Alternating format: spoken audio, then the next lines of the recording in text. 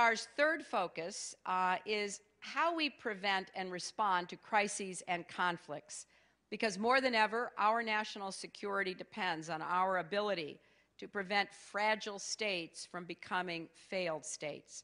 And that demands the skills and the experience of diplomats and development experts alike. I really believe that it takes two hands, not just one. We have to figure out how we can maximize our partnership.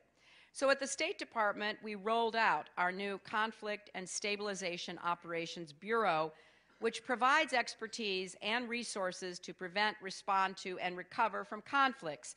And then CSO, as it's now called, is working closely with USAID's Bureau for Democracy, Conflict, and Humanitarian Assistance to ensure that we have the best possible combination of diplomacy and development assets.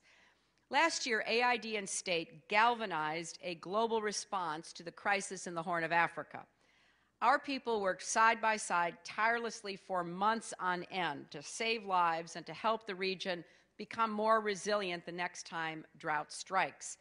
And that's really the kind of outcome we are seeking. And we want to get ahead of crisis, but if we are unable to do so, we want it to become almost muscle memory about how we immediately mobilize together. USAID has also established a Center of Excellence for Democracy, Human Rights, and Governance to promote strong democracies committed to broad-based development. And we've increased our investments to help countries recover from disasters more quickly, especially in the Pacific Rim, where 60% of the world's natural disasters occur.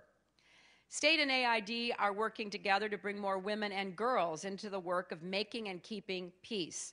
Last December, the United States released our first ever National Action Plan on Women, Peace, and Security. It is meant to be a comprehensive roadmap for accelerating efforts on this front across the United States government.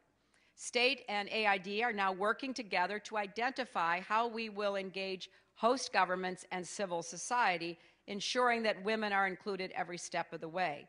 And this is a great example of how we are elevating the role of women and girls to global preeminence across all our work at State and AID and in our development architecture. But there is still more I think we can do to improve our responses to crisis and conflict.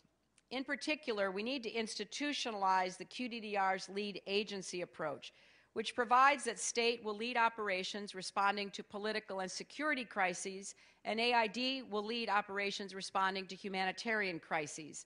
It remains crucial that we speak with a coordinated and unified voice in the interagency process, because if we're not coordinated and unified and ready to lead together, I know a really, really big agency that is willing to step in and do it all. And my goal is we're there first, and we're there smarter, and we get there and do the job. And of course, they're welcome to come along wherever they are needed to help us out. But we can't be, we've got to get to the point where we don't have some internal discussion between State and AID about, well, wait a minute, should we do this or you do that? No, we need to have figured it out ahead of time, plan for it ahead of time, and be prepared to raise our hands and say, we're ready. Send us, we're ready.